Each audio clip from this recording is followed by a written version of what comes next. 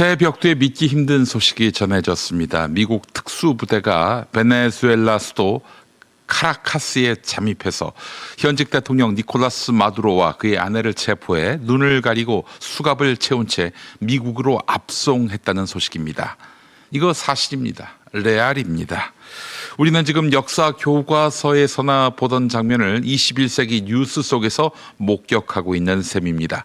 아무리 그 나라의 지도자가 독재자라 하더라도, 아무리 그 정권이 부패했다 하더라도 주권 국가의 현직 대통령을 군사력으로 납치하고 정권 교체를 시도하는 행위는 어떤 말로도 정당화될 수 없는 국제범죄입니다. 우리는 윤석열을 국민과 헌법의 이름으로 끌어내리려 했고 그렇게 했지요. 미국이 와서 끌어내려 주기를 바라지 않았습니다. 사실 이것은 매우 심각한 문제입니다. 민주주의의 문제가 아닙니다. 이것은 이념의 문제도 아닙니다. 주권과 국제 질서의 문제입니다. 도널드 트럼프 대통령은 이렇게 말했습니다. 베네수엘라를 통치하겠다. 미군을 주둔시키고 미국 석유회사가 베네수엘라 원유를 관리하겠다고도 했습니다. 유엔 헌장, 국제법, 주권평등, 내정 불간섭, 그 모든 것을 한순간에 쓰레기통에 던져버린 선언입니다. 이것은 법집행이 아닙니다. 이건 정의가 아닙니다. 날것의 폭력이고 강탈이며 제국주의적 약탈입니다. 인류가 수백 년에 걸쳐서 피와 실패를 대가로 쌓아 올린 국제사회의 최소한의 양심과 상식이 하룻밤 사이에 짓밟혔습니다. 국제법은 완벽하지 않습니다. 국제법은 국가 위에 군림하는 절대 규칙도 아닙니다. 국가 내부에는 경찰과 법원이 있지만 국제사회에는 그런 강제력이 없습니다. 그래서 국제법은 늘 힘보다 뒤에 서 있습니다. 그러나 그렇기 때문에 더더욱 강대국일수록 규칙을 먼저 지켜야 합니다. 힘이 있는 자가 규칙을 깨기 시작하는 순간 그 질서는 곧 무너집니다.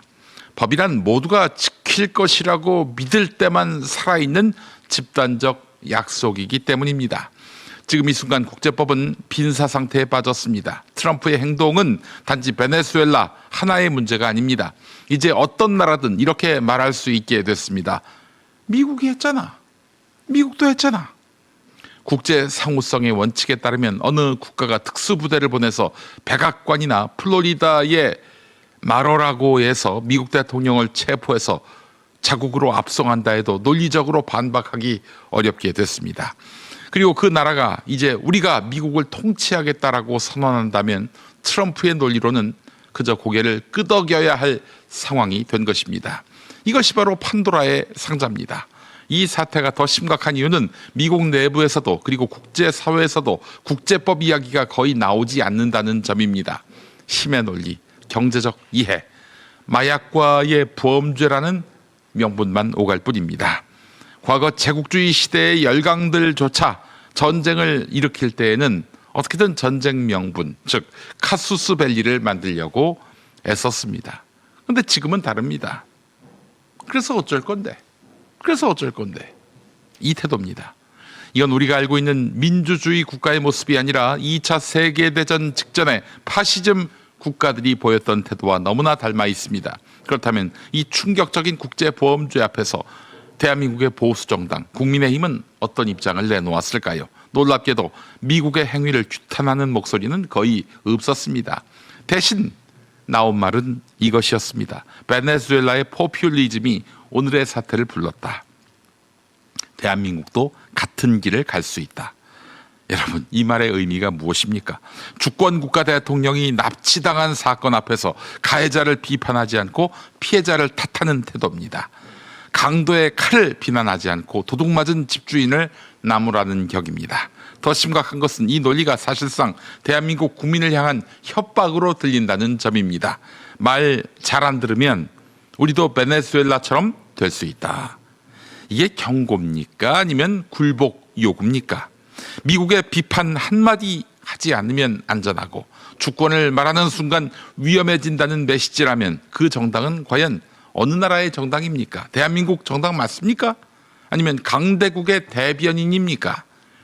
대한민국은 베네수엘라가 아닙니다. 그리고 베네수엘라가 된 이유는 포퓰리즘이라는 한 단어로 설명되지 않습니다. 무엇보다도 어떤 정치적 실패도 외세의 군사 침공을 정당화하지는 못합니다. 만약 그 논리가 성립한다면 세계 수많은 권위주의 국가들은 이미 수십 번씩 침공당했어야 합니다. 그런데 왜 어떤 나라는 침공하고 어떤 나라는 외면합니까? 답은 간단합니다. 석유와 패권입니다. 국민의힘은 말합니다. 베네수엘라 국민의 입장도 고려해야 한다. 좋습니다. 그렇다면 묻겠습니다. 외국 군대가 한밤중에 수도를 공습하고 대통령을 납치해간 상황이 그 국민에게 과연 도움이 됩니까? 권력 공백은 민주주의를 낳지 않습니다. 대개 혼란과 폭력 그리고 더 큰 비극을 낳을 뿐입니다. 역사가 이미 증명했습니다. 대한민국이 지금 해야 할 일은 복잡하지 않습니다. 무력 사용은 국제분쟁 해결의 수단이 될 수 없다. 주권 침탈은 누구에 의해서든 용납될 수 없다. 이 원칙을 분명히 하지 못한다면 내일 중국이 대만 해협에서 러시아가 동유럽에서 같은 논리를 들이밀 때 우리는 아무 말도 할 수 없게 되는 것입니다. 그때도 사정이 복잡하다라고 말할 것입니까? 아무리 독재자라도 주권 국가 대통령을 납치하고 정권 교체를 시도하는 것은 명백한 범죄입니다. 그리고 그런 행태를 비판은커녕 두둔하거나 침묵하며 국내 정치 공세에 이용하는 정당, 국민의힘 같은 정당은 보수도 아니고 애국도 아닙니다. 그건 그저 주권을 포기한 정치입니다. 대한민국 민주주의는 외세가 지켜준 것이 아니라 국민이 지켜왔습니다. 그 사실을 부정하는 정당이라면 그 정당은 존재 이유부터 다시 물어야 할 것입니다. 힘의 시대일수록 원칙을 말하는 것이 가장 현실적인 용기입니다. 그 침묵은 언젠가 우리 자신의 목을 조를 것입니다.